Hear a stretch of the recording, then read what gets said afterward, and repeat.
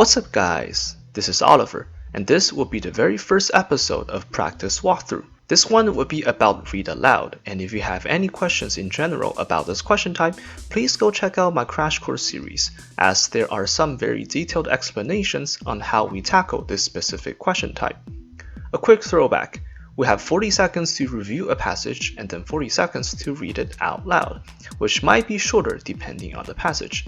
But since we're doing practice here on our own, I wouldn't stress over time too much if you think you need to prepare a bit more. Feel free to pause the video if you need more time, because I will read them once and start discussing them right away. So let's jump right in, shall we? This is the first question. Here we go. Analysts were impressed by the improvement in margins reported across all regions, apart from the United Kingdom, and said that this reflected a clear effort to improve profitability across the business. Although the turnaround is still in its early stages and the valuation looks full, given the challenge of turning around such a large and complex business, this is certainly an impressive start. For future references, I will try to explain everything regarding the question in terms of the scoring components and how you can mitigate the difficulties when practicing or during the test. So let's go through some of the words that you might find difficult to pronounce. The first one seems troublesome already. Most students know the word analysis, but analysis has 4 syllables, so its stress is shifted from the first syllable to the second one. As for analyst, it only has 3 syllables, so the stress is right in the front. Oh, by the way, don't forget about the plural form. You have to pronounce the S at the end, or you will be losing points over it. The second word will probably be profitability. First of all, anytime you have a word ending with ability or some other variant, the stress is almost always on the bit. Consider this a very solid rule for locating stress. This word, however, has more than one stress. Profitability has 6 syllables. Whenever you have a word this long, it typically has more than one stressed part. In this case, there is a secondary stress placed on prop. A secondary stress basically means it's slightly emphasized but not as strongly as the primary one on bit. The word is pronounced profitability. The next one is valuation. It's not particularly difficult, but I have noticed many students mispronouncing this word as evaluation. They're not the same thing, and it's not a typo. Most people know what evaluation means, and this is a prime example of how knowing what the word is can mess you up. In this situation, I would actually prefer that you don't know what evaluation is, because at least then you wouldn't automatically assume that the word has an E in the front. The last word to be discussed is complex. Again, it's not a very quote-unquote complex word, but the problem with this one is that many students place the stress incorrectly. This will be further discussed in another video in more detail, but there are many words that change where the stress is, depending on its part of speech. Complex is the pronunciation when used as a noun, and when used as an adjective, just like how it is in the passage, the stress is placed on the second syllable, complex. Next, let's go through the pauses. Firstly, be reminded that whenever you see a punctuation, pause to get some air. This is such a simple way to improve your score, but many students just straight up ignore it. Then why bother signing up for the test if you're destined to spend $300 for nothing? Now to the tricky parts, pausing in the middle of long stretches of text. The first part has 3 prepositions, by, in, and across. I wouldn't pause at by, because then you only have 3 words in front of it, and doing so would result in shattering the sentence into pieces, along with your score and your dignity as a human being. I would also not pause at in, at least not very significantly, because improvement in something is a common expression that should stick together. So by now, you should be able to deduce that the pause should be at across. Well, not really. It should actually be before reported. You have to be extra careful with these structures because reported actually sticks to across all regions, so the pause should be placed before it. Since you're pausing here, it's another reason why I wouldn't be pausing significantly before in, because if I do, the in margins part would be isolated from the whole sentence, and it would sound very unnatural. For this part, we have another very long piece of text. You can form an argument around pausing before that because it signifies the beginning of a noun clause. However, I would not pause there because there is a comma right before it, and punctuations have the highest priority. Then it's down to which of the two prepositions that you should choose to have a slight pause. I will go with to instead of across. Again, it's a rhythm thing. If you pause at across, there are only 3 words before you hit the next period, so it's not very ideal. For the next dependent clause, the pausing is easy. You pause at the conjunction and. The next part is not as straightforward. You shouldn't pause at of because you just had a comma. You shouldn't pause at and because it's just parallelizing 2 adjectives. It's also not an option to pause before around because turn around is an expression if the word turn around in the previous part hasn't tipped you off already. But it's long, you say, and you want to take a break somewhere. Well, worry not, my friends, I do have an answer for you. Look for a word that is just not needed for the integrity of the structure, but is placed there to add emphasis to the meaning. That's right, the word is such. But it's not an ordinary pause per se, it's more like slowing down for the stress. This is probably the only useful application of the sentence level stress that you might benefit from practicing. The emphasis allows for a change of rhythm that can be used as a slight pause. If you're not sure how this is implemented, chances are you'll still do fine in the test, so follow the rule of thumb. It's usually better to not pause in situations where you're not sure if you can. That about covers it. Here's a second read for you to take note of the pronunciations and pausing locations. Analysts were impressed by the improvement in margins reported across all regions, apart from the United Kingdom, and said that this reflected a clear effort to improve profitability across the business. Although the turnaround is still in its early stages and the valuation looks full, given the challenge of turning around such a large and complex business, this is certainly an impressive start. Let's move on to the second question. The development of easy-to-use statistical software has changed the way statistics is being taught and learned. Students can make transformations of variables, create graphs of distributions of variables, and select among statistical analyses, all at the click of a button. However, even with these advancements, students sometimes still find statistics to be an arduous task. Just like the last question, let's discuss the potential difficulties for pronunciation first. If you see a hyphen, it means you should join these words together and say them as if they are one, which is precisely the purpose of a hyphen. Easy to use.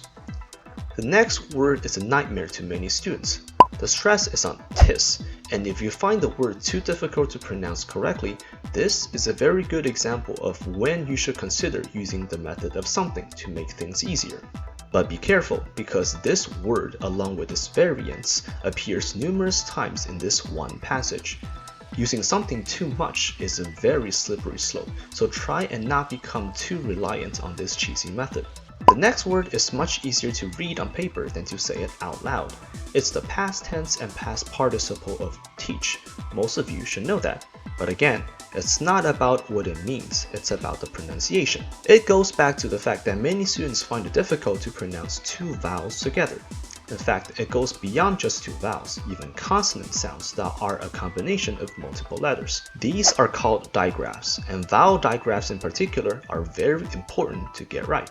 In this specific example, the digraph AU gives an AW sound in American English and an OR in British English.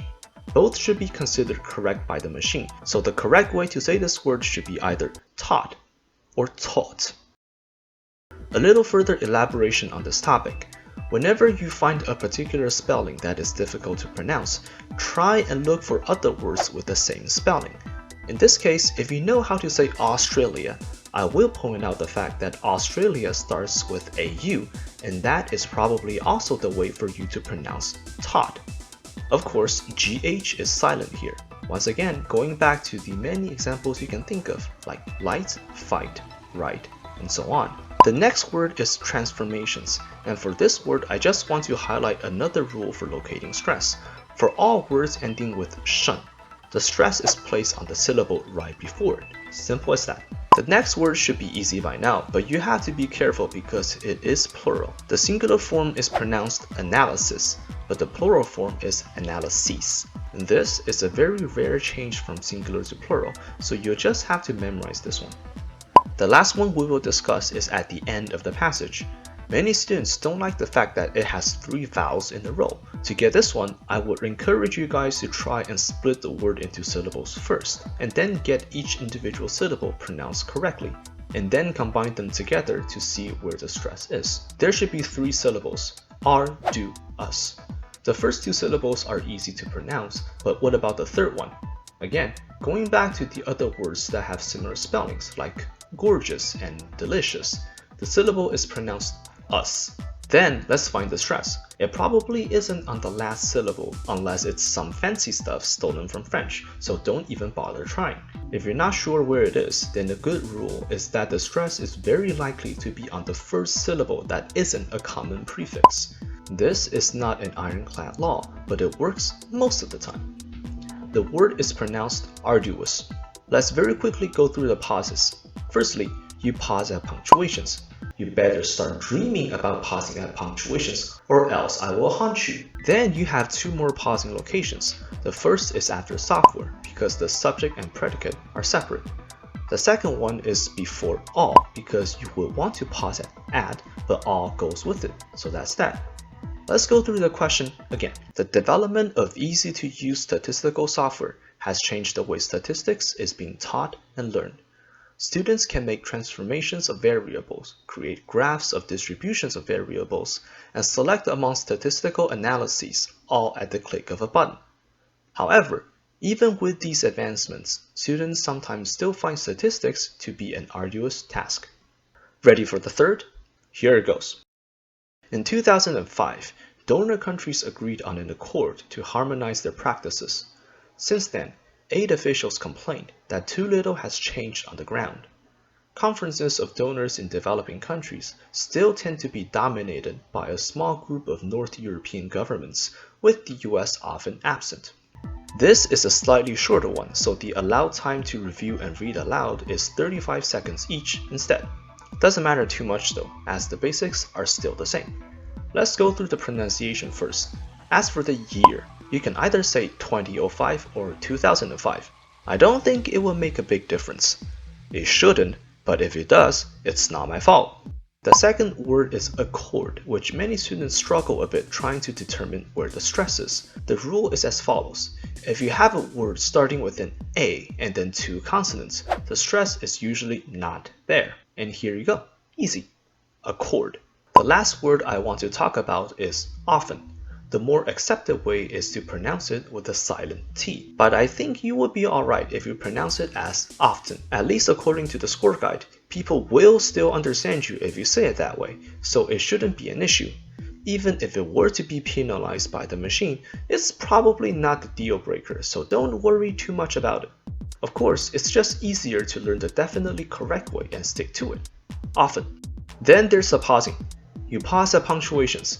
If you don't, I will spank you like the child I never had. And then, for the first sentence, I will pause before to because that's a preposition. For the second sentence, the pause before that is more or less optional because the whole thing isn't that long anyway, so I'll let you decide. As long as you sound natural, I'm fine either way.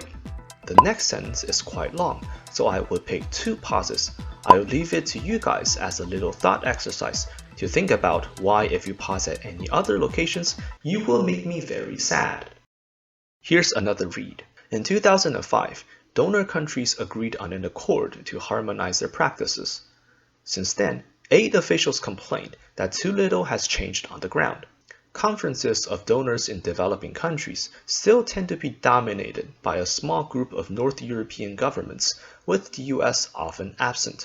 Here comes the fourth question. The climate for doing business improved in Egypt more than in any other country last year, according to a global study that revealed a wave of company-oriented reforms across the Middle East. The World Bank rankings, which look at business regulations, also showed that the pace of business reforms in Eastern Europe was overtaking East Asia. A little segue. By now, you should have realized the trivial significance of actually understanding the passage. This one literally makes no sense to me when no context is provided.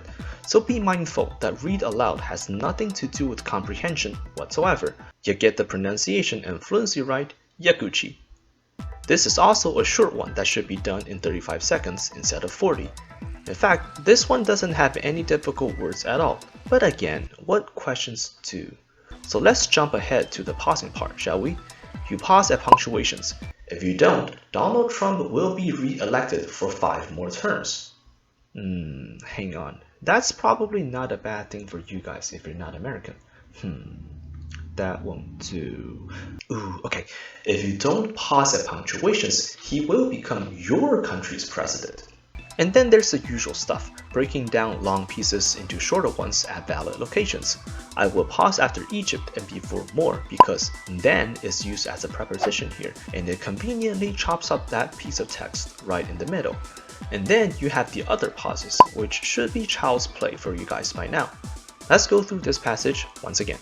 The climate for doing business improved in Egypt more than in any other country last year, according to a global study that revealed a wave of company-oriented reforms across the Middle East. The World Bank rankings, which look at business regulations, also showed that the pace of business reforms in Eastern Europe was overtaking East Asia. Hanging there, we're on the last one. Here's the question. In a genuine republic, the will of the government is dependent on the will of the society, and the will of the society is dependent on the reason of the society. In Federalist 51, for example, James Madison claimed that the extent and structure of the government of the United States make it dependent on the will of the society. Once again, a 35-second question and a relatively easy one. Not too much to be said about the pronunciation, except for maybe genuine. I've heard people pronouncing it as genuine, but he's Canadian, so take that with a grain of salt. Everything else is just a mindless repetition. I can assure you that the real questions you run into during the test would not be this dumb. But what do I know? After all, I've taken the test only once. Now the pauses. Pause at punctuations, or I'll use this question to remind you of the fact that pausing at invalid locations is very bad. You know how this question just repeats the will of the government or something similar? You cannot pause anywhere in the middle of it because it's being used as an expression. You should, however, slow down and put a stress over these because if they are repeated that many times, they're obviously important. So the pauses should be made elsewhere if you need them. Let's go through them one more time. In a genuine republic, the will of the government is dependent on the will of the society, and the will of the society is dependent on the reason of the society. In Federalist 51, for example, James Madison claimed that the extent and structure of the government of the United States make it dependent on the will of the society. So there you have it, 5 read aloud questions discussed in detail. Please like, subscribe, and share if you find this helpful, and leave your questions in the comments below. Please don't shower yourself with UV radiation, and I'll see you all next time.